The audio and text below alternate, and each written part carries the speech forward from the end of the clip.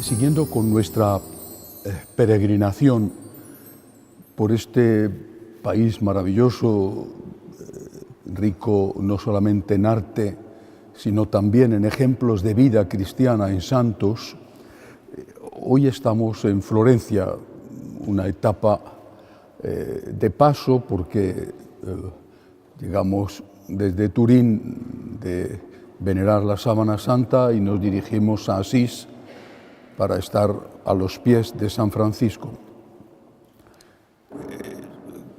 Seguramente Florencia no suena en la mente de la mayoría como un lugar donde ha habido grandes santos.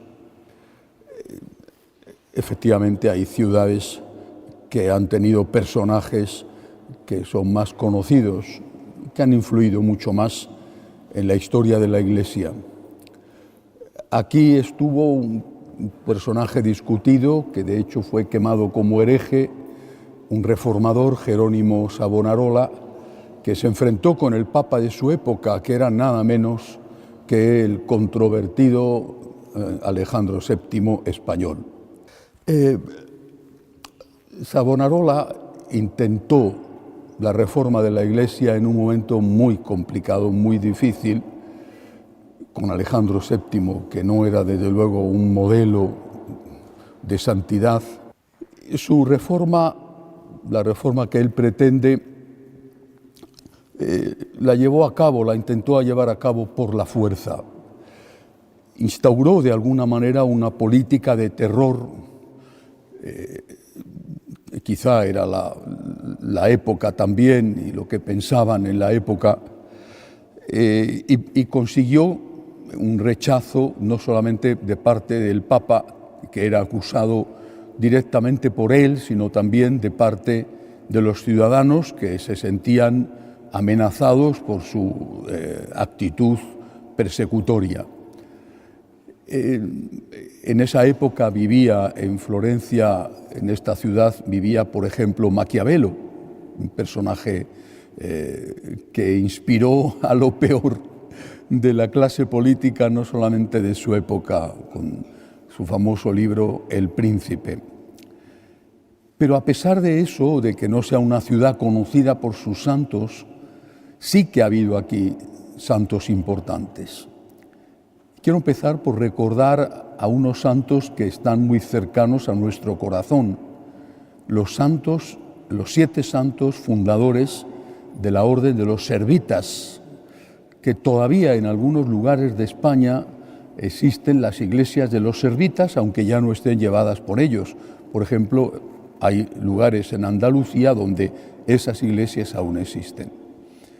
Los 7 santos servitas, los 7 fundadores de los servitas, los siervos de la Madre de Dios, eran comerciantes de aquí, de esta ciudad de Florencia, contemporáneos a San Francisco. Muy poco después de la muerte de San Francisco, por lo tanto, seguro que le conocieron y que además tuvieron conocimiento de él, porque era muy conocido San Francisco. Los santos, los servitas, empiezan su fundación en el 1233, cuando San Francisco muere en el 1226. Eran comerciantes en una ciudad de comerciantes como es esta, que deciden servir al Señor, venden todo lo que tienen, se retiran al Monte Senario, muy cercano aquí, y fundan esta institución dedicada a servir a la Virgen María. Primera lección, por lo tanto, para nosotros, primera enseñanza, el servicio a la Virgen. En aquella época, el servicio a María, el servicio a Dios nuestro Señor, estaba relacionado sobre todo con la liturgia, una orden dedicada al culto mariano, o con la ayuda a los pobres, que siempre había, y quizá en aquella época más que hoy incluso, una ayuda de tipo caritativo, hospitales para personas menesterosas, también quizá otro tipo de enfermedades que no eran físicas, sino psíquicas, como después hará San Juan de Dios. Para nosotros, además de este aspecto de servicio, nuestro servicio a María consiste principalmente en la imitación. Servimos a María intentando parecernos a ella.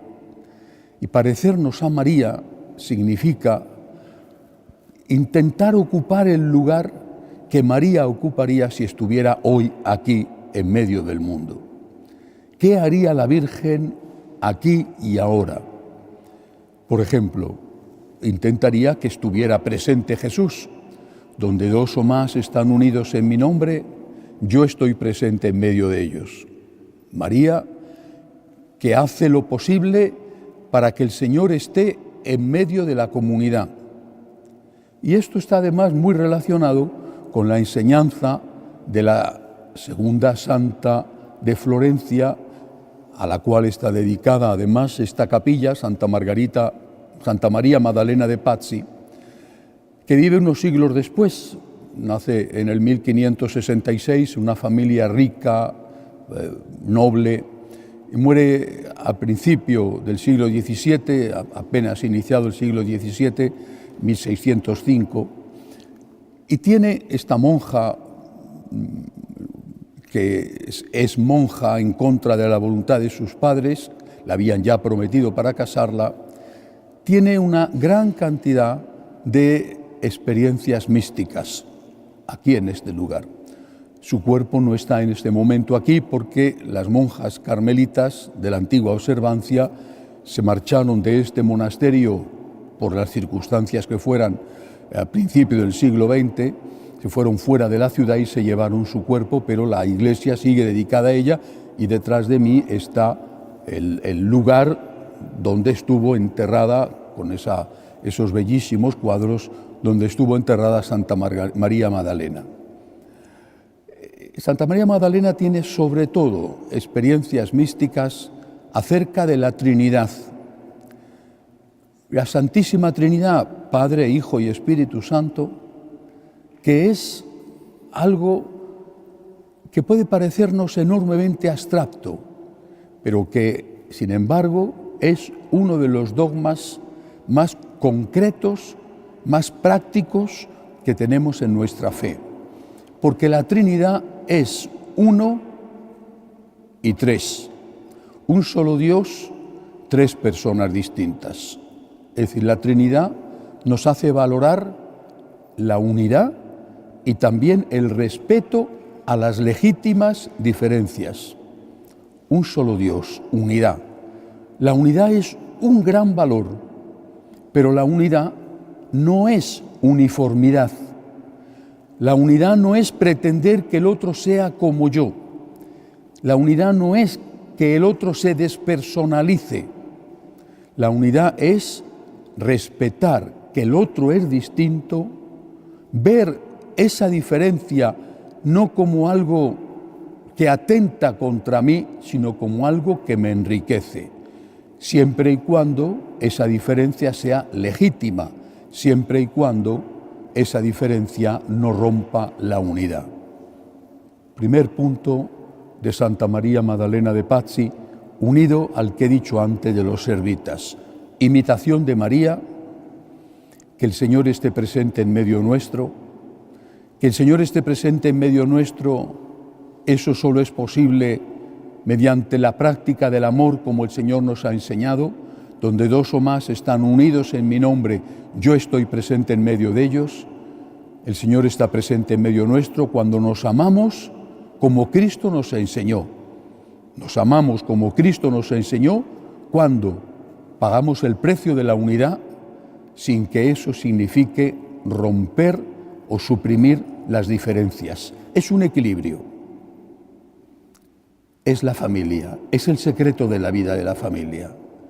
Si tú pretendes, por ejemplo, que tu esposa sea como tú o que tu marido sea como tú estás despersonalizando o intentando despersonalizar al otro. Si tú pretendes que tus hijos piensen como tú, vistan como a ti te gustaría, tengan el comportamiento que a ti te gustaría, Quizá estás atándoles tan corto que puedes estar provocando el rechazo. Pero ¿hasta dónde hay que respetar esas diferencias? Siempre, excepto cuando vayan a romper la unidad. Por ejemplo, tus hijos, uno de tus hijos, te dice que se va a vivir con la novia o con el novio. Es otra época, en tu época eso hubiera sido un escándalo, hoy es algo muy corriente. ¿Estamos ante un caso en el cual hay que respetar las legítimas diferencias? ¿O es un caso en el cual esas diferencias rompen la unidad? Por supuesto, tú puedes decir lo que quieras y tu hijo va a hacer lo que le dé la gana, pero tú tienes que decir lo que tú debes de decir, sin romper nunca los puentes. Jamás tienen que ser rotos entre el padre, la madre y los hijos.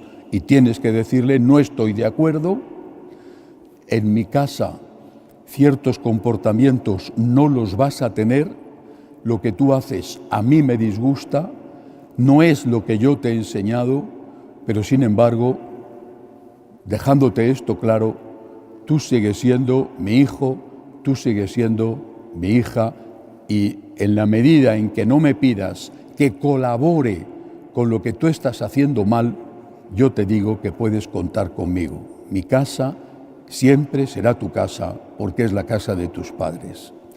Tenemos que aprender a vivir en familia en una época donde incluso el concepto de familia está cuestionado. ¿Qué es familia? Hoy se habla del pluriamor y en algunos estados de Estados Unidos, por ejemplo, ya está legalizado. El pluriamor no es más que una forma diferente de hablar de la poligamia. Tanto que se criticó la poligamia en África y ahora se tiene la poligamia en los países occidentales.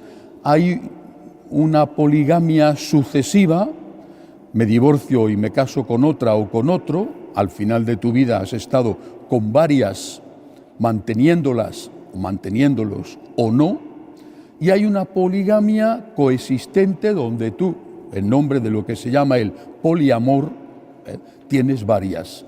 Y esto es estar con varias y uno o estar con varios y una. Sería poligamia o poliandria.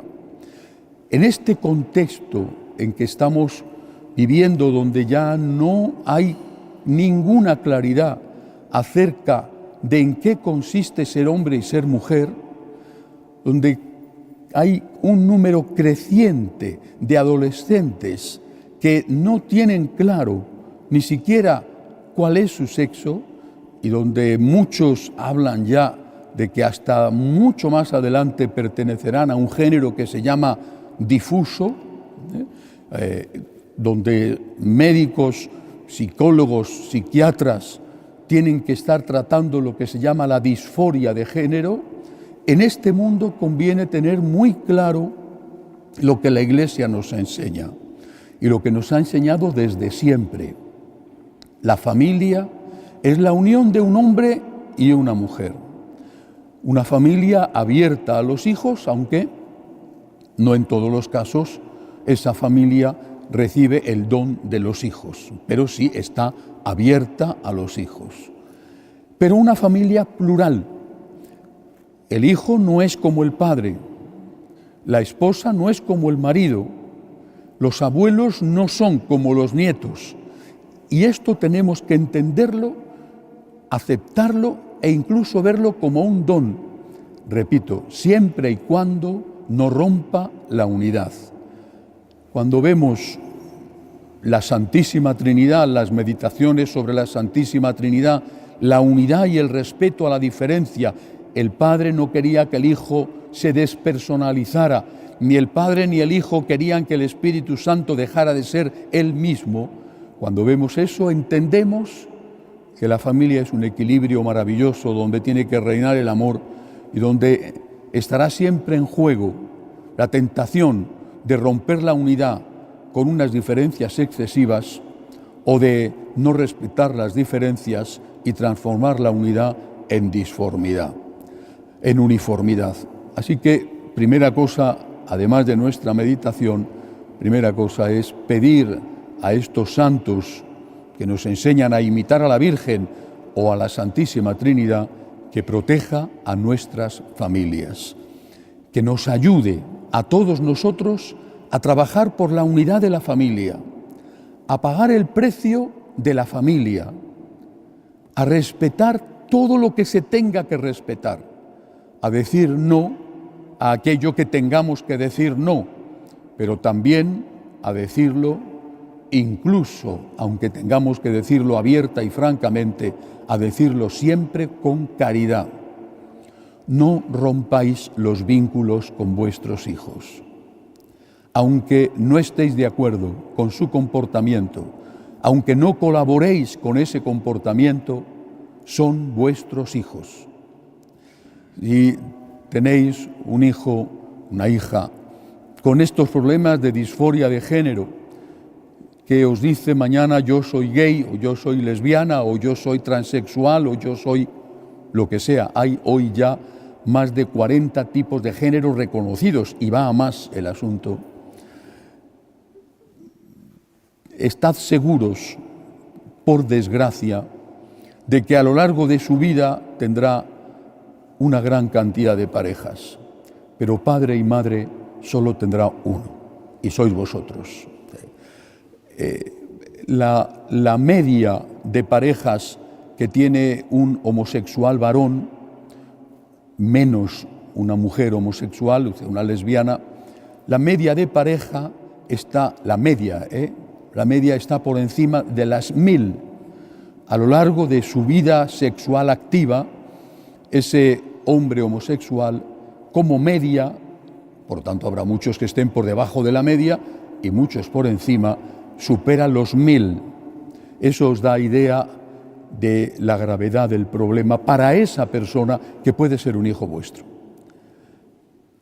¿Tendrá más de 1000 parejas? ¿Tendrá 50? Padre y madre solo tendrá uno. Tenéis que estar en vuestro sitio, no podéis decir que el mal es bien porque sea vuestro hijo, pero sí tenéis que mantener siempre abiertas las puertas de vuestro corazón para ellos. Tendrán 1000 parejas, pero padre y madre solo tendrán uno. No es fácil y por eso tenemos que pedir al Señor a través de los santos por nuestras familias.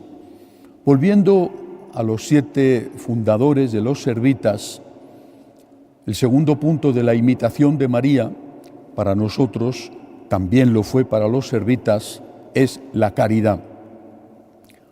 Nosotros sabemos que Cristo está presente en el que sufre. Lo enseña la Iglesia, lo hemos practicado siempre, mejor o peor. No debemos olvidarlo. No podemos imitar a María y cerrar nuestros oídos a las súplicas de los que están sufriendo. No podemos imitar a la Virgen e ignorar que hay hermanos nuestros que pasan hambre, que hay hermanos nuestros que están en la cárcel, que hay hermanos nuestros que no tienen trabajo, que hay hermanos nuestros que están siendo perseguidos. Imitar a María siempre, necesariamente, lleva consigo tener los oídos atentos para escuchar, los ojos atentos para ver, atentos para escuchar las peticiones de auxilio de nuestros hermanos, atentos para ver incluso gestos sin palabras, pero que podemos notar a través de ellos que están sufriendo. Tercer punto de la imitación de María, una vez que hemos permitido que el Señor nazca, que cuidas del cuerpo de Jesús, es cuidar también de su educación. La imitación de María nos lleva necesariamente a la evangelización. No solo de pan vive el hombre. El Señor no dijo que el hombre no vivía de pan, dijo no solo de pan. Y esto, por desgracia, Hoy muchos en la Iglesia lo han olvidado y están haciendo de la Iglesia una ONG dedicada a hacer obras sociales. Es imprescindible el alma, es imprescindible educar el alma, es imprescindible evangelizar. Si tú das un pedazo de pan, has saciado el hambre de un día o de un rato. Si tú enseñas a esa persona a salir adelante por sí misma, le has ayudado muchísimo más. No significa que no tengas que dar el pan, significa que tienes que educar a esa persona para que sea capaz, saliendo de las garras del pecado, de ganarse el pan por sí mismo. Cuarto punto de la imitación de María, la defensa de Jesús. Esa escena dificilísima para José y María, teniendo que huir de los soldados de Herodes, llevándose al niño a Egipto, donde estuvo unos años, es una escena que se repite hoy, por desgracia. Tenemos que salvar a Jesús, defender a Jesús y no mirar hacia otro lado mientras algunos intentan hacerle daño. Defender a Jesús y defender a la Iglesia forma parte de la misión de los franciscanos de María y de la misión de todos aquellos que queremos amar a la Virgen. Cuando San Juan Bosco tuvo la visión de aquella nave, aquel barco que representaba a la Iglesia y que estaba siendo atacado, no solamente vio las dos columnas en las cuales podía anclar la nave de la Iglesia el Papa, que era el capitán de la nave, la columna de la Eucaristía y la columna de la Virgen, sino que vio también con pesar que muchos naves más pequeñas que tenían que auxiliar a esa gran nave huían y se ponían a salvo. Cuando una ciudad es atacada, alguno puede pensar que se queda en su casa y que en su casa defenderá su casa, pero si caen las murallas de la ciudad, caerá rápidamente también su casa. Cuando una ciudad es atacada, hay que salir de la propia casa para defender las murallas de la ciudad. Tenemos que defender a la Iglesia y eso forma parte de nuestra misión, de la misión de todos aquellos que queremos imitar a María. Último punto de la imitación de María. Vuelvo a repetir, recordando esta fundación que tiene lugar aquí en Florencia de los servitas, los siervos de la Madre de Dios. Último punto, la unión espiritual con Cristo crucificado. María vive su pasión.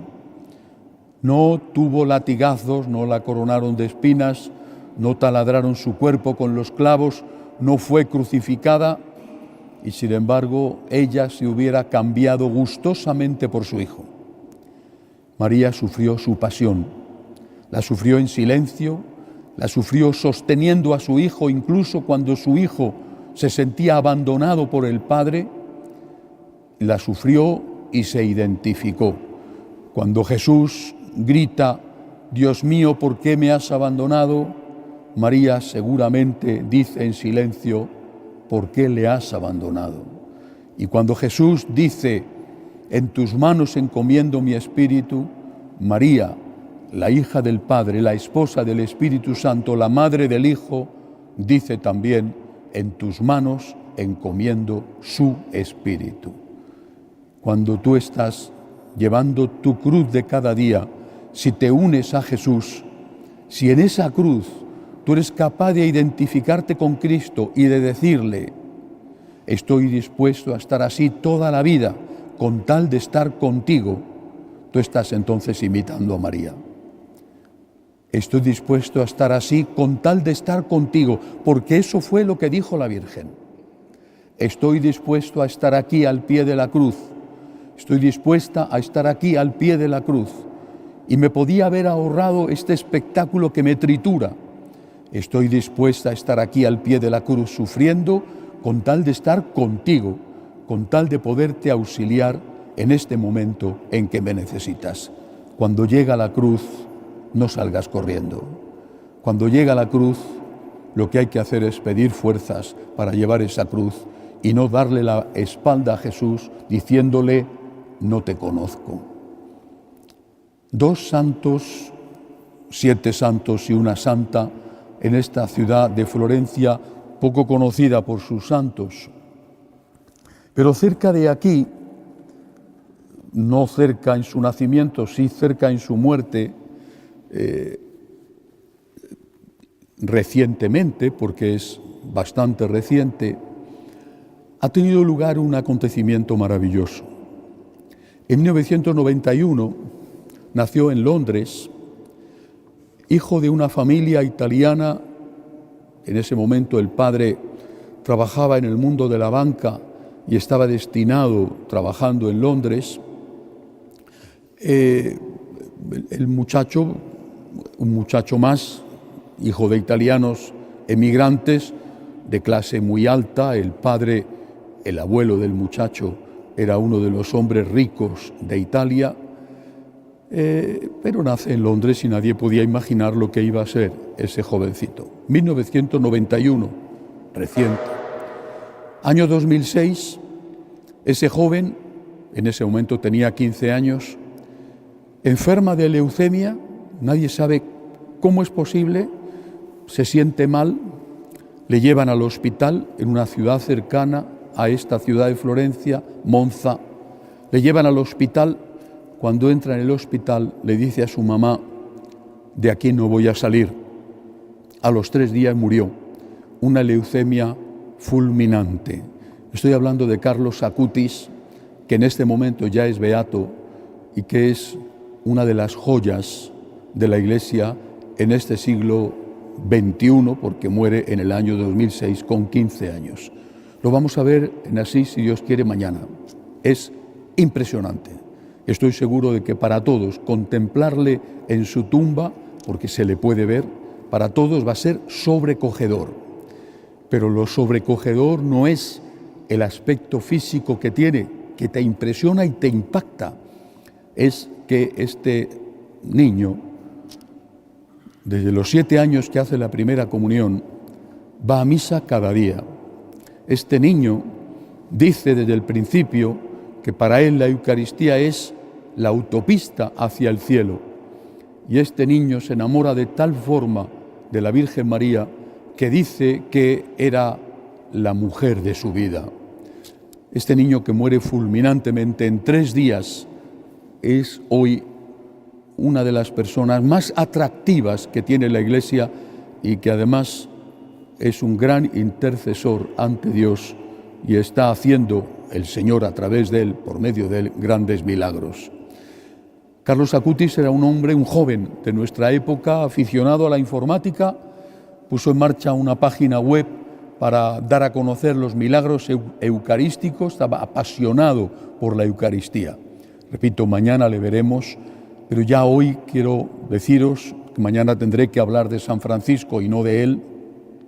Quiero deciros que encomendéis a vuestros hijos, sobre todo a vuestros hijos adolescentes, a Carlos Acutis, que les llevéis a conocerle, que de cualquier forma les pongáis a esos hijos adolescentes en contacto con él. Resulta casi imposible no sentirse tocado en el corazón, especialmente los jóvenes, cuando le ven y cuando escuchan lo que él ha hecho. Hay una película ya estrenada en Estados Unidos sobre él con gran éxito y con un gran impacto espiritual. Pedimos a los 7 santos servitas, pedimos a Santa María Magdalena de Pazzi por las familias, por la unidad de las familias, por las familias rotas, por las familias que están en trance de romperse, para que todos aprendamos a valorar la unidad y a pagar el precio de la unidad, pero a la vez a respetar que el otro es distinto y a no querer someterle, despersonalizándole a nuestros criterios. Y pedimos, por intercesión del beato Carlos Acutis, de este adolescente maravilloso, pedimos al Señor por nuestros adolescentes y por nuestros jóvenes. Que así sea.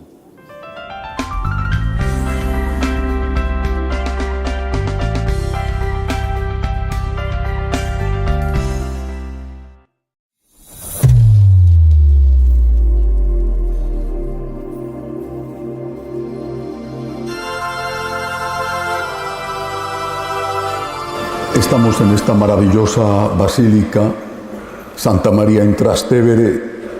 En esta zona empezó a predicarse el Evangelio en Roma, la capital del imperio. Era el barrio judío.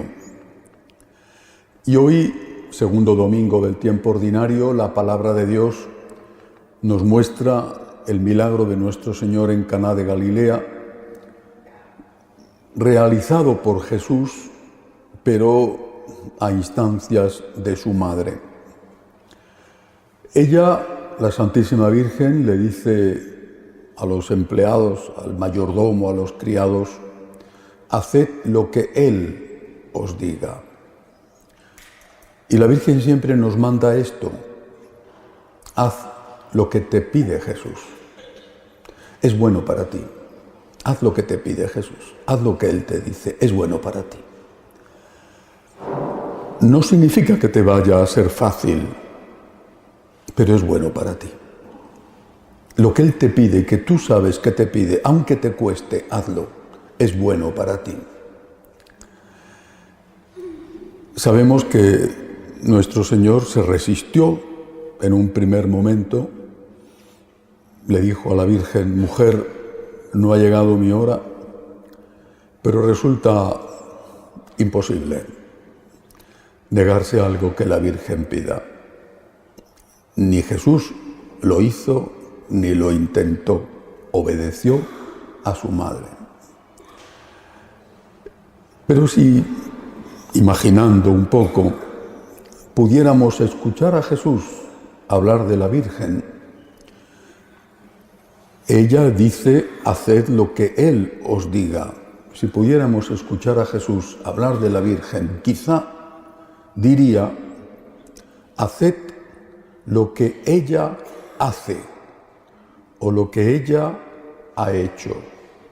Imitad a María. ¿En qué? En el amor. Nadie como ella ha amado a Jesús, porque era su madre y porque era creyente. Madre y creyente. Nadie como ella.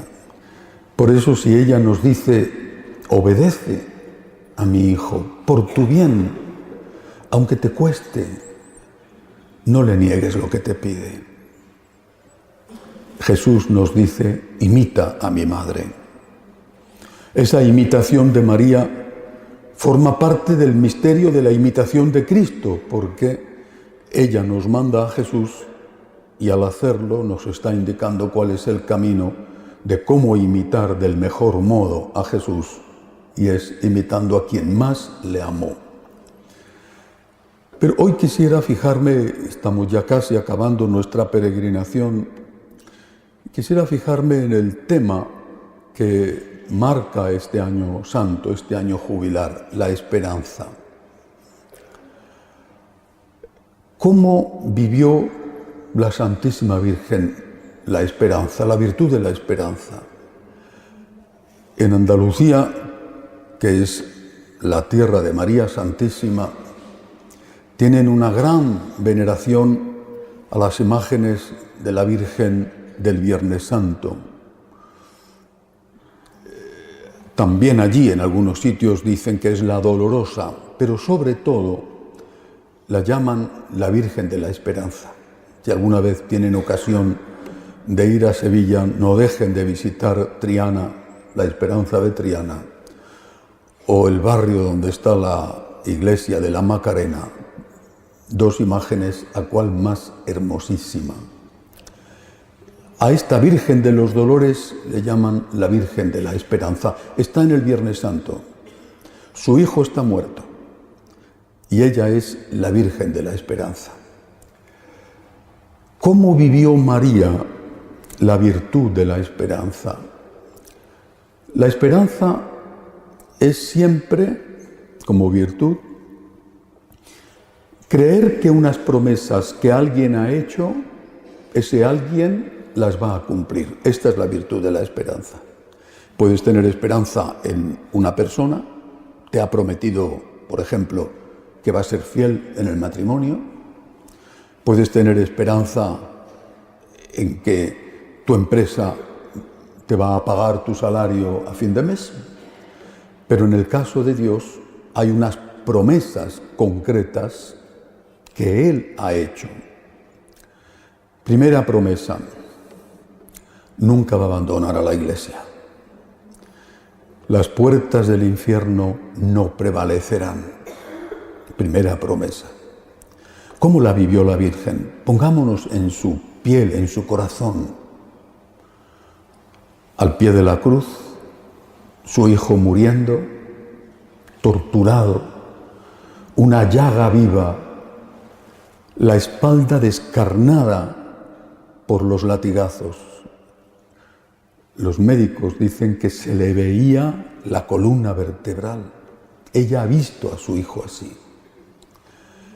Y ha visto a los apóstoles huyendo, y solamente allí el jovencísimo San Juan a su lado.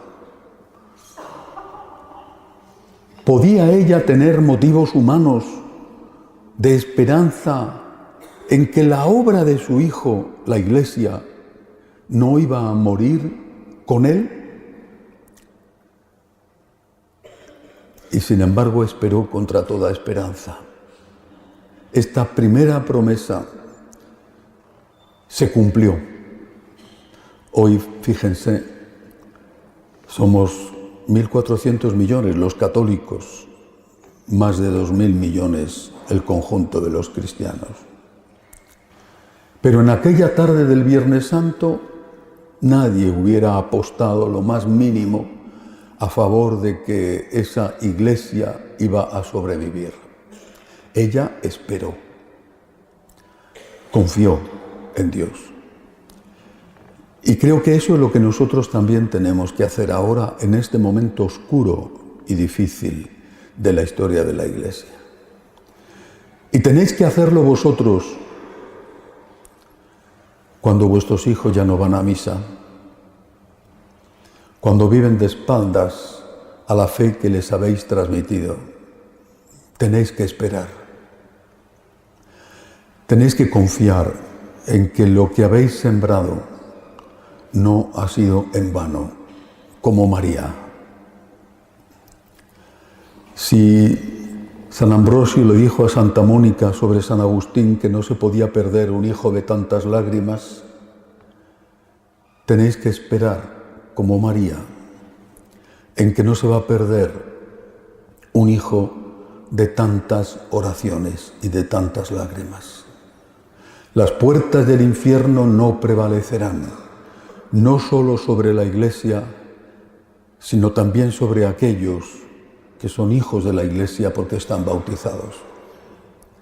Mientras haya una madre, un padre, que eleva sus súplicas al Señor y a la Virgen, ese hombre, esa mujer, por alejado que esté, tendrá todavía la oportunidad de recordar aquello que su madre o su padre le transmitieron. Estábamos empezando en la parroquia en Madrid y un día apareció un joven desmelenado, ojos extraviados, de tal forma que yo pensé que estaba drogado. Quería hablar con el cura. Intentaron que no hablara conmigo porque daba miedo, su expresión era la de un loco. Y yo dije, tengo que atenderle. Pasamos al despacho, dejé la puerta abierta por si acaso. Y me contó, vendría unos 20 y tantos años, me contó: ha muerto mi madre, no estoy bautizado. Mi padre dijo que cuando fuera mayor ya me bautizaría si quería. Nunca me he bautizado. Ha muerto mi madre. Ella era creyente. Yo quiero volver a ver a mi madre cuando llegue la hora de mi muerte. Quiero bautizarme. Estaba loco de dolor, pero no estaba loco en su razón. Empezó una catequesis de 2 años para prepararse a recibir los sacramentos de la iniciación, bautismo, confirmación y primera comunión. Su madre estaba muerta Su madre no lo vio en la tierra, pero su madre, que seguro que tanto había rezado por él, lo vio desde el cielo. Primera esperanza de María. Las puertas del infierno no prevalecerán, y aunque sea una noche oscura para la Iglesia, para tu familia, aunque sea una noche oscura, no dudes de que Dios no te ha abandonado ni te va a abandonar, ni va a abandonar a la Iglesia, ni va a abandonar a tu patria, ni te va a abandonar a ti o a los tuyos. Segunda promesa de Jesús: ningún pecado queda sin perdón cuando se pide humildemente perdón. Es una promesa maravillosa que el Señor cumple siempre. María no tenía que pedir perdón por ningún pecado suyo, porque era y fue siempre la Inmaculada, no solo la que no tuvo el pecado original, sino la que no cometió ningún pecado, la Inmaculada. Pero ¿cuántas veces María pidió que perdonara el Señor?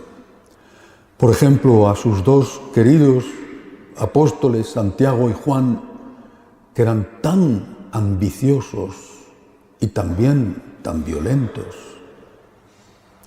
O a Pedro, que le negó 3 veces.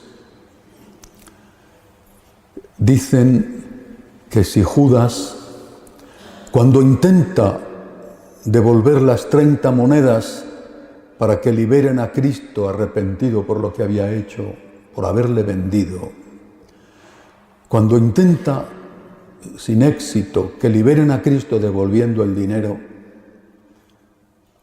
se ahorcó y se ve todavía el campo donde se ahorcó. Y dicen que si se hubiera encontrado con la Virgen camino de aquel árbol en el que colgó su soga para ahorcarse, no se habría suicidado. Porque posiblemente la Virgen le hubiera dado un abrazo y le hubiera dicho: mi hijo ha muerto por ti. Y lo que tienes que hacer ahora no es acabar con tu vida, sino pedir perdón y volver a empezar. Esta es una promesa maravillosa que no debemos olvidar nunca. Por pecador que seas, por bajo que hayas caído, aunque hayas tocado fondo, aunque te arrastres por el suelo, el Señor ha dado la vida por ti, ha dado su sangre por ti. El Señor está esperando que le digas: perdóname, para entonar un himno de alegría, porque hay más alegría en el cielo por un pecador que dice perdóname, que por 70, 100 justos que no lo dicen porque no lo necesitan, si es que hay algún ser humano, excepto la Virgen, que no lo necesita decir. María no pide perdón por ella, pero está continuamente intercediendo por nosotros. No solo para que Dios nos perdone, que eso es fácil porque el Señor está deseando perdonarnos. Está intercediendo por nosotros para que nosotros pidamos perdón. Ella toca nuestro corazón como nadie sabe hacerlo. Ella pasa su mano de madre sobre nuestras heridas y ella nos dice: vuelve a casa. Vuelve a casa. Ella quizá fue la que inspiró al hijo de la parábola para que regresara a la casa donde el padre le estaba esperando para organizar la gran fiesta al hijo que estaba perdido. Ella es la que te dice: vuelve a casa, vuelve a casa. Empieza otra vez, vuelve a casa. Y por eso la mejor manera de acercarse al que está lejos es ponerle en compañía de María. porque solamente ella tiene ese don maravilloso, el don de la mamá, de tocar el corazón incluso de aquellos que están más endurecidos por la vida. Tercera promesa de nuestro Señor. Hace referencia a la Eucaristía. Jesús dice: venid a mí los que estáis cansados y agobiados, y yo os aliviaré. Está en el sagrario para eso. Es nuestro hospital de campaña, es nuestro viático para el camino de la vida, es nuestro alimento, es nuestro consuelo, es el cireneo que nos espera para compartir con nosotros una cruz que solos nos está aplastando. Desde el sagrario, Él te grita: ven a mí, no puedes más. Y no tienes por qué llevar esta carga tú solo. Ven a mí, tú, que estás cansado y agobiado por la enfermedad, por la edad, por el miedo, por la incertidumbre. Ven a mí tú. Vamos a llevar la carga juntos. Tú por mí y yo por ti.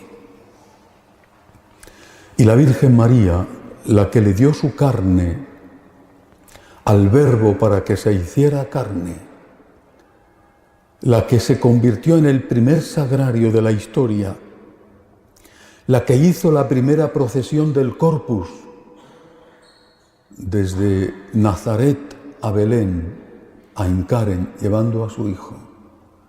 Ella nos dice: ven a mi hijo, ven a mi hijo, te está esperando en la Eucaristía, ven a mi hijo. Y estoy seguro de que cuando después de Pentecostés los apóstoles se dieron cuenta completamente de lo que había supuesto Jueves Santo, estoy seguro de que pronto, quizá inmediatamente, organizaron la primera custodia del Santísimo, la primera reserva, seguro que en un sagrario humilde.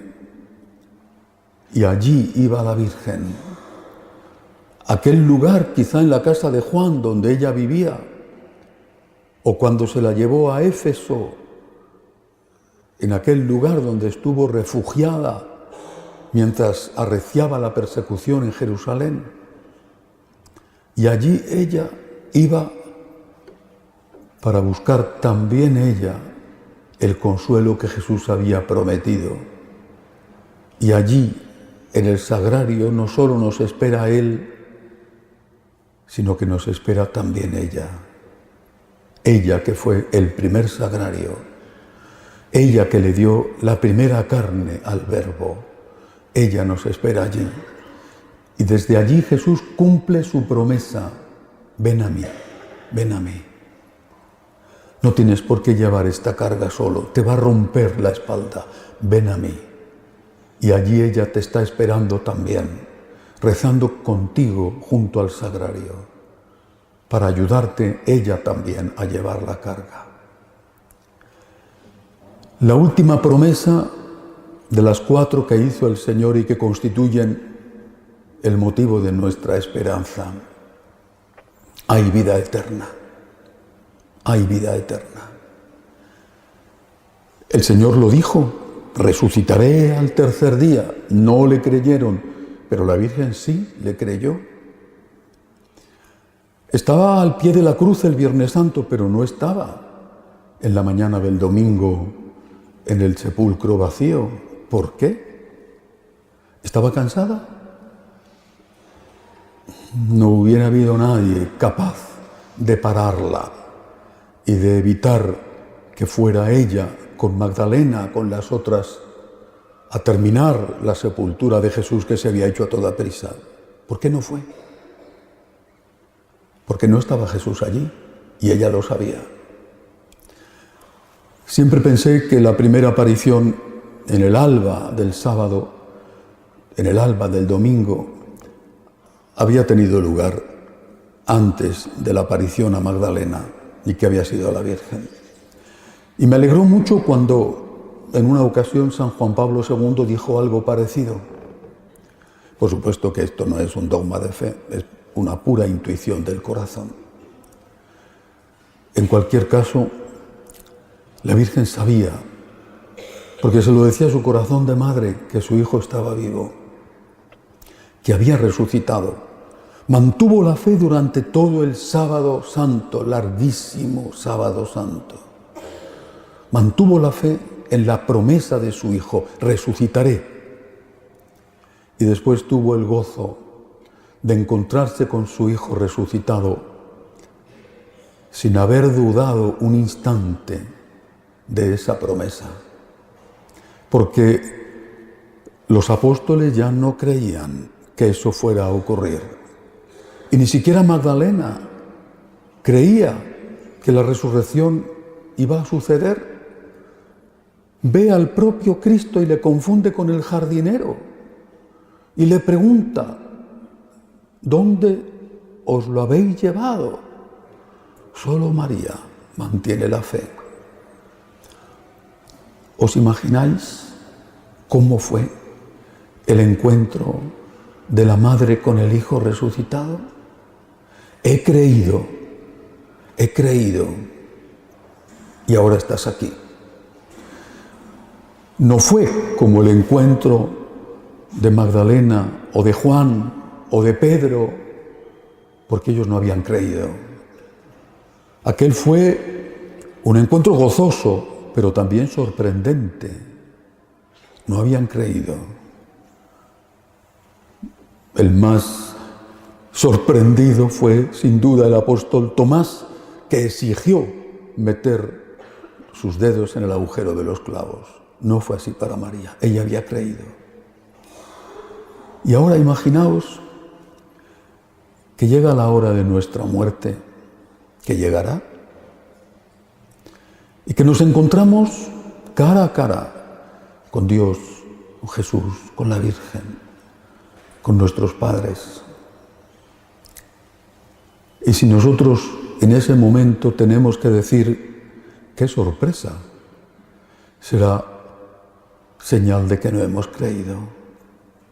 Si por el contrario decimos: lo más normal, lo estaba esperando, siempre he creído en esto, qué gozo habrá en nosotros por no tener remordimientos, por haber tenido poca fe, como le dice nuestro Señor a Tomás: hombre de poca fe, porque has visto, has creído.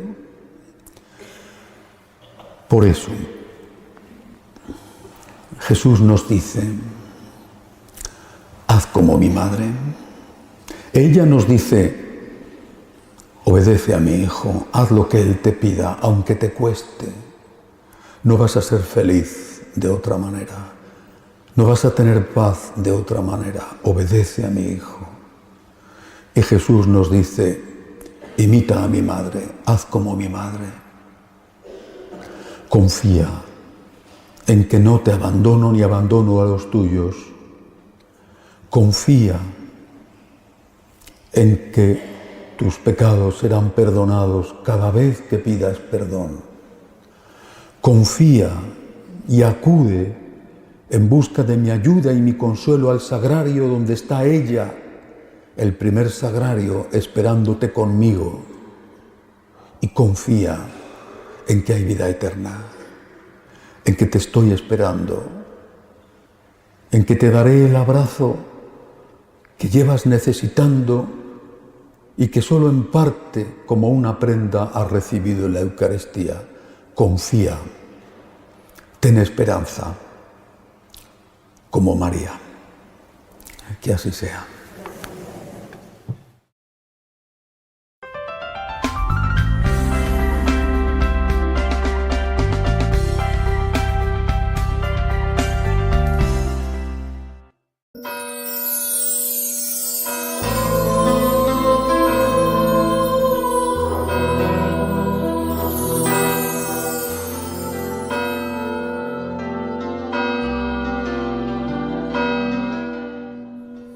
En el nombre del Padre, del Hijo, del Espíritu Santo. Amén. El Señor esté con vosotros. Y con tu espíritu. Empezamos la Santa Misa dando gracias a Dios, pidiendo perdón con humildad por nuestros pecados.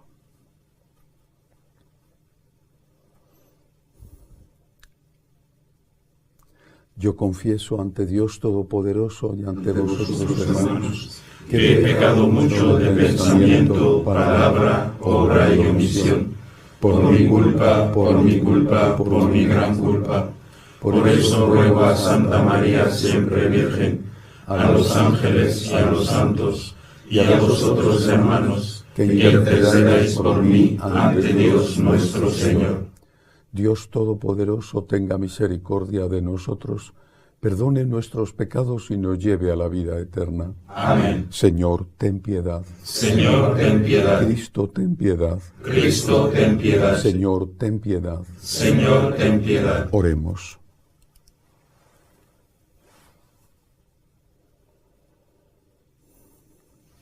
Dios Todopoderoso, que posees toda perfección, infunde en nuestros corazones el amor de tu nombre y concédenos que al crecer nuestra piedad alimentes todo bien en nosotros y con solicitud amorosa lo conserves.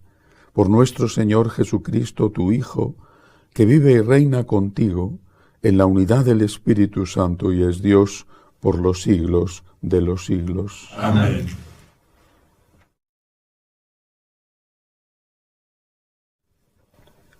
Lectura de la primera carta del apóstol San Pablo a los Corintios.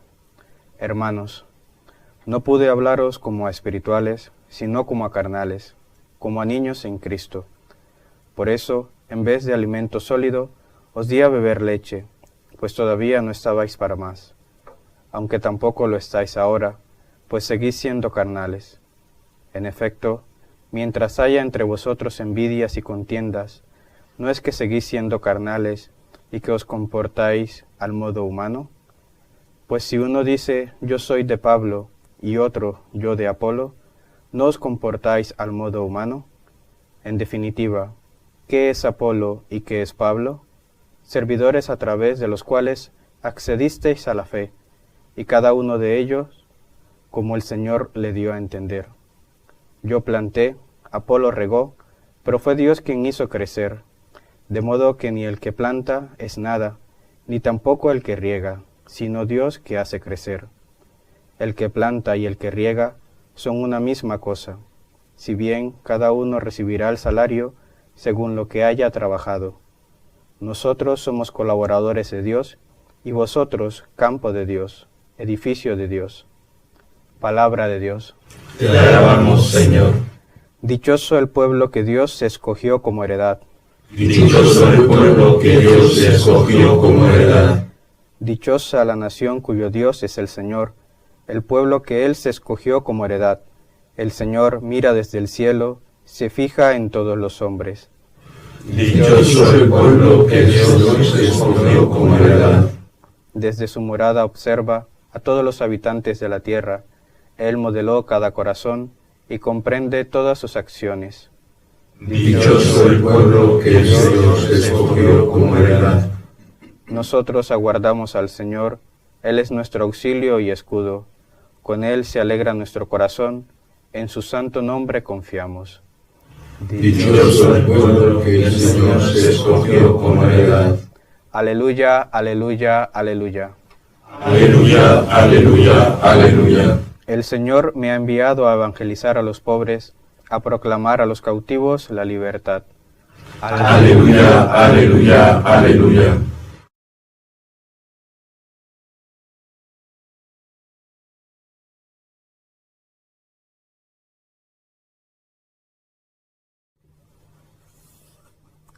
El Señor esté con vosotros. Y con tu espíritu. Lectura del Santo Evangelio según San Lucas. Gloria a ti, Señor. En aquel tiempo, al salir Jesús de la sinagoga, entró en la casa de Simón. La suegra de Simón estaba con fiebre muy alta y le rogaron por ella. Él, inclinándose sobre ella, increpó a la fiebre y se le pasó, Ella, levantándose enseguida, se puso a servirles. Al ponerse el sol, todos cuantos tenían enfermos con diversas dolencias se los llevaban, y él, imponiendo las manos sobre cada uno, los iba curando. De muchos de ellos salían también demonios que gritaban y decían: «Tú eres el Hijo de Dios». Los increpaba y no los dejaba hablar, porque sabían que él era el Mesías. Al hacerse de día salió y se fue a un lugar desierto. La gente lo andaba buscando, y llegando donde estaba intentaban retenerlo para que no se separara de ellos. Pero él les dijo: «Es necesario que proclame el reino de Dios también en las otras ciudades, pues para esto he sido enviado». Y predicaba en las sinagogas de Judea. Palabra del Señor. Gloria a ti, Señor Jesús. En este fragmento del Evangelio de San Lucas se nos narra un milagro especial, porque fue a la suegra de San Pedro, de Simón Pedro. Especial porque era un familiar directo del que después sería el príncipe de los apóstoles. Pero quizá el detalle más significativo de este milagro es, dice el Evangelio, que después de ser curada de una fiebre que podía ser seguramente el principio o el síntoma de una gravísima enfermedad, dice que ella, levantándose enseguida, se puso a servirles. Toda gracia tiene que ir seguida de una acción de gracias. Toda gracia es un don. No es el pago por unos servicios, es un don inmerecido. Una persona que no es capaz de responder a una gracia con una acción de gracias está diciéndole al que le ha ayudado, sea Dios o sea un hombre, está diciéndole que no le vuelva a ayudar, que no se merece que le ayude de nuevo. Un ingrato es alguien que se condena a sí mismo, que termina por cansar, agotar a todos los que viven a su lado. Un ingrato está poseído por un demonio, el demonio de la ingratitud. Hay muchos demonios: el demonio de la lujuria, el demonio de la gula, el demonio de la pereza, el demonio de la envidia.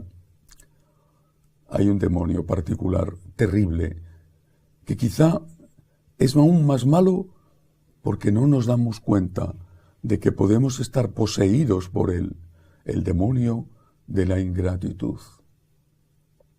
Por eso me gusta mucho el maravilloso soneto de Lope de Vega, que es algo que siempre que lo rezo o que lo medito me toca el corazón. Lope de Vega, que llevó una vida no muy buena, sobre todo en cuestiones sexuales, pero que se arrepentía profundamente cada vez que pecaba, sabía muy bien lo que era la gratitud y la ingratitud. Y este soneto, para mí uno de los más bellos que escribió el que fue llamado el príncipe de los ingenios, es la expresión de cómo el alma, que se considera que ha recibido tantos dones de Dios, empezando por su misericordia, ese alma puede aprovechar el don recibido para acercarse al Señor. ¿Qué tengo yo que mi amistad procuras? ¿Qué interés se te sigue, Jesús mío? Que a mi puerta, cubierto de rocío, pasas las noches del invierno oscuras. Oh, cuánto fueron mis entrañas duras, pues no te abrí. Qué extraño desvarío, si de mi ingratitud el hielo frío secó las llagas de tus plantas puras. Cuántas veces el ángel me decía: alma, asómate ahora a la ventana, verás con cuánto amor llamar porfía. Y cuántas, hermosura soberana, mañana le abriremos, respondía, para lo mismo responder mañana. Recuerdo cuando, siendo un adolescente, estudiando literatura, leí por primera vez este soneto. Era un niño todavía, prácticamente no había empezado ni a vivir, y sin embargo me tocó profundamente el corazón, y sobre todo esta frase: qué extraño desvarío, si de mi ingratitud el hielo frío secó las llagas de tus plantas puras.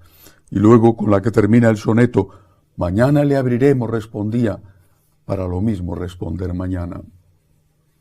Dios te ha dado una gracia, la gracia del arrepentimiento, de darte cuenta del mal que has hecho. O Dios te ha dado la gracia de la salud, o de tener una buena familia, o del trabajo, o tantas y tantas gracias. Dios te ha dado una gracia. Responde como la suegra de Pedro: levántate y ponte a servirle. Que tu amor se transforme en obras de amor, que no quede frustrada en ti la gracia que el Señor te ha dado, que no sea tu ingratitud la que, como el hielo frío, seque las llagas dejadas por los clavos en sus plantas puras. ¿Qué tengo yo que mi amistad procuras? Tenemos que decirle a Jesús cada día: ¿qué tengo yo que mi amistad procuras? ¿Qué interés te sigue, Jesús mío? Que a mi puerta, cubierto de rocío, pasas las noches del invierno oscuras. Oh, cuánto fueron mis entrañas duras, pues no te abrí. Qué extraño desvarío, si de mi ingratitud el hielo frío secó la llaga de tus plantas puras. ¿Cuántas veces el ángel me decía? ¿Cuántas veces has sentido en tu corazón la llamada de Dios? ¿Cuántas veces el ángel me decía: alma, asómate ahora a la ventana y verás con cuánto amor llamar porfía? Y cuántas, hermosura soberana, mañana le abriremos, respondía, para lo mismo responder mañana. Cristo está llamando a tu puerta. Cristo te ha colmado de dones. Quizá no te ha dado todo lo que tú querías. Está llamando a tu puerta. La noche es fría. Es tu ingratitud la que le hiere más incluso que la de aquellos que no le conocen. Haz como la suegra de Pedro, levántate y ponte a servirle. Que así sea. Elevamos ahora nuestras súplicas al Señor y pedimos por la Santa Iglesia de Dios y por el Santo Padre, roguemos al Señor. Te rogamos, óyenos. Pedimos especialmente por el viaje que está llevando a cabo a Oceanía, para que el Señor le proteja, le dé salud, roguemos al Señor. Te rogamos, óyenos. Por los enfermos, los que no tienen trabajo, roguemos al Señor. Te rogamos, óyenos. Por los emigrantes, por todos aquellos que viven lejos de su hogar, roguemos al Señor. Te rogamos, óyenos. Pedimos al Señor por la paz en la patria de Cristo, en Ucrania, por la democracia y la libertad en Venezuela, en Nicaragua, roguemos al Señor. Te rogamos, óyenos. Por todos los que nos piden oraciones, por los que nos ayudan, roguemos al Señor. Te rogamos, óyenos. Acoge, Dios Todopoderoso, las súplicas de tu pueblo que confía en tu amor. Te lo pedimos por Jesucristo nuestro Señor. Amén.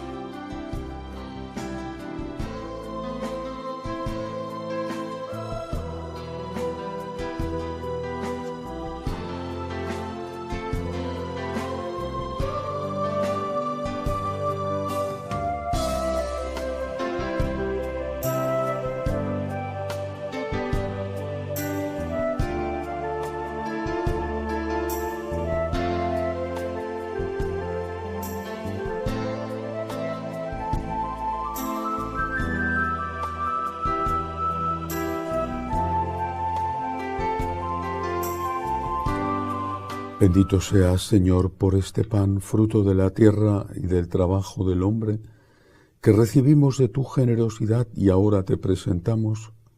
Él será para nosotros pan de vida. Bendito seas por siempre, Señor. Bendito seas, Señor, por este vino, fruto de la vid y del trabajo del hombre, que recibimos de tu generosidad y ahora te presentamos. Él será para nosotros bebida de salvación. Bendito seas por siempre, Señor.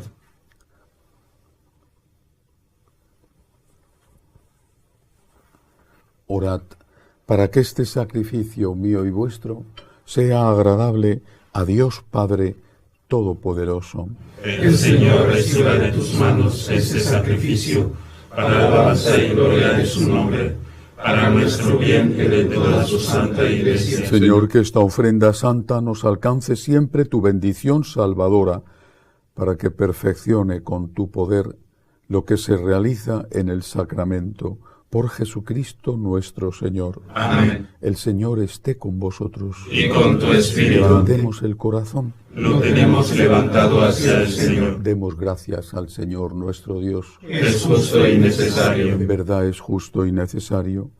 Es nuestro deber y salvación darte gracias siempre y en todo lugar. Señor Padre Santo, Dios Todopoderoso y Eterno, pues aunque no necesitas nuestra alabanza, es don tuyo que seamos agradecidos. Y aunque nuestras bendiciones no aumentan tu gloria, nos aprovechan para nuestra salvación por Cristo, Señor nuestro. Por eso, unidos a los ángeles, te decimos: Santo, Santo, santo es el Señor Dios del universo. Llenos están el cielo y la tierra de tu gloria. Hosana en el cielo. Bendito el que viene en nombre del Señor. Hosana en el cielo. Santo eres en verdad, Señor, fuente de toda santidad. Por eso te pedimos que santifiques estos dones con la efusión de tu Espíritu, de manera que sean para nosotros cuerpo y sangre de Jesucristo nuestro Señor, el cual, cuando iba a ser entregado a su pasión, voluntariamente aceptada, tomó pan. Dándote gracias, lo partió. Lo dio a sus discípulos diciendo: Tomad y comed todos de él, porque esto es mi cuerpo, que será entregado por vosotros.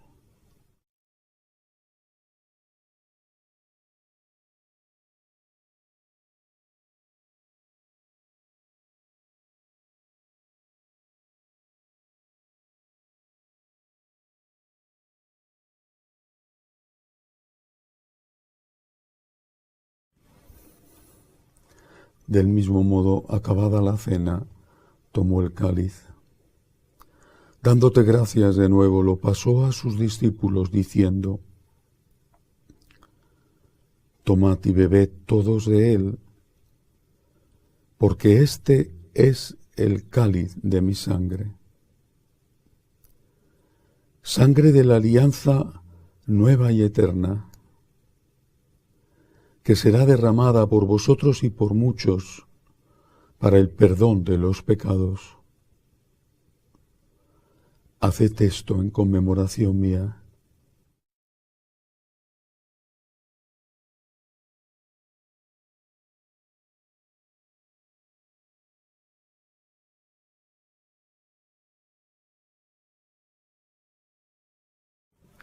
Este es el sacramento de nuestra fe. Anunciamos tu muerte, proclamamos tu resurrección. Ven, Señor Jesús. Así pues, Padre, al celebrar ahora el memorial de la muerte y resurrección de tu Hijo, te ofrecemos el pan de vida y el cáliz de salvación, y te damos gracias porque nos haces dignos de servirte en tu presencia. Te pedimos humildemente que el Espíritu Santo congregue en la unidad a cuantos participamos del cuerpo y sangre de Cristo.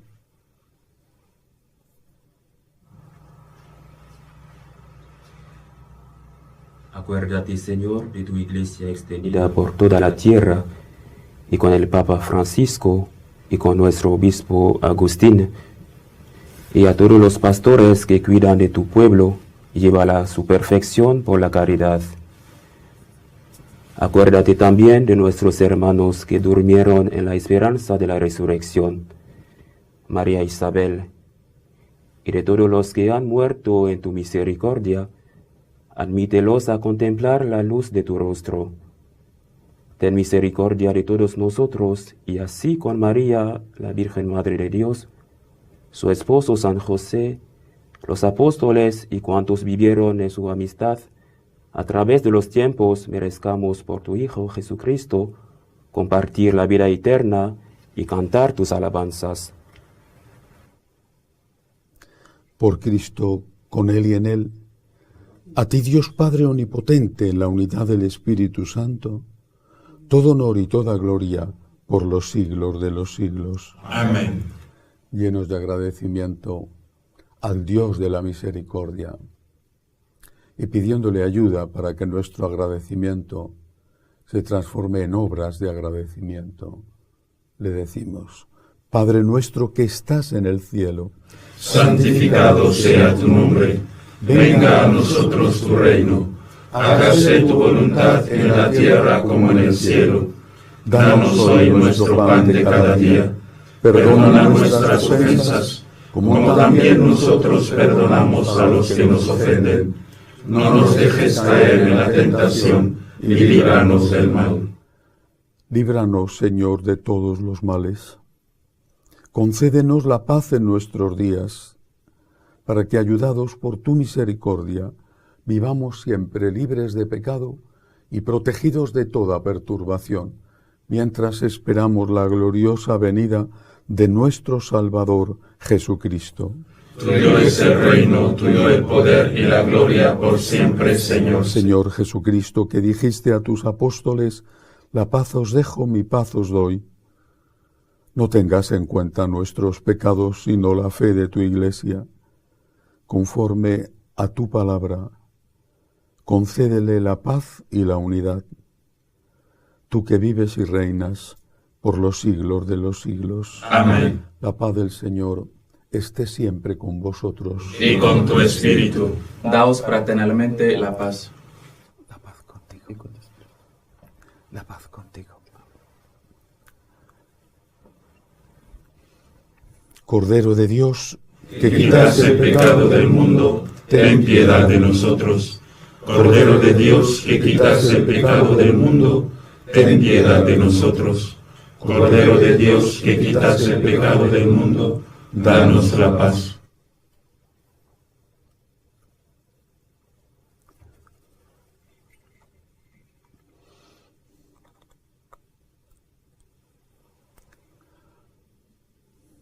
este es el Cordero de Dios que quita el pecado del mundo.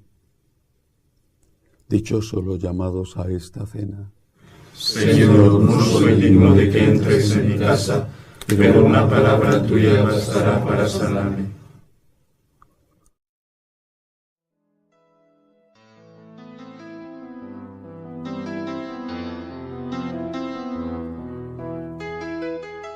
Creo, Jesús mío, que estás realmente presente en el Santísimo Sacramento del altar.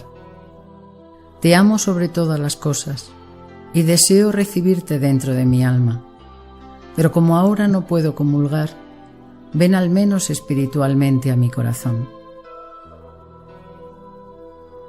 Y como si ya te hubiese recibido, te abrazo y me uno del todo a ti.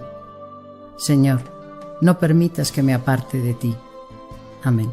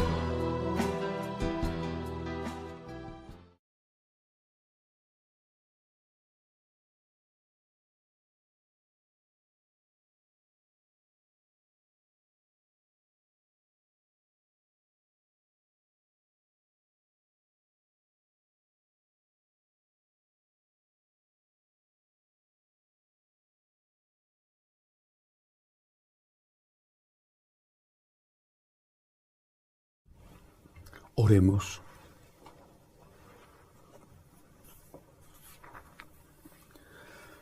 Saciados con el pan de la mesa del cielo, te pedimos, Señor, que este alimento de la caridad fortalezca nuestros corazones y nos mueva a servirte, nuestros hermanos, por Jesucristo nuestro Señor. Amén. El Señor esté con vosotros. Y con tu espíritu. La bendición de Dios Todopoderoso, Padre, Hijo y Espíritu Santo, descienda sobre vosotros. Amén.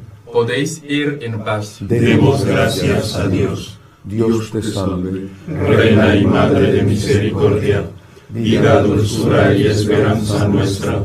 Dios te salve. A ti llamamos los desterrados hijos de Eva. A ti suspiramos, gimiendo y llorando en este valle de lágrimas. Ea pues, Señora abogada nuestra, vuelve a nosotros esos tus ojos misericordiosos, y después de este destierro, muéstranos a Jesús, fruto bendito de tu vientre. Oh clementísima, oh piadosa, oh dulce y siempre Virgen María, ruega por nosotros, Santa Madre de Dios, para que seamos dignos de alcanzar las promesas de nuestro Señor Jesucristo. Amén. Jesús. Me fío de ti, te quiero, te adoro, te doy gracias, te pido perdón, te pido gracias, y me ofrezco a ti como María. Amén.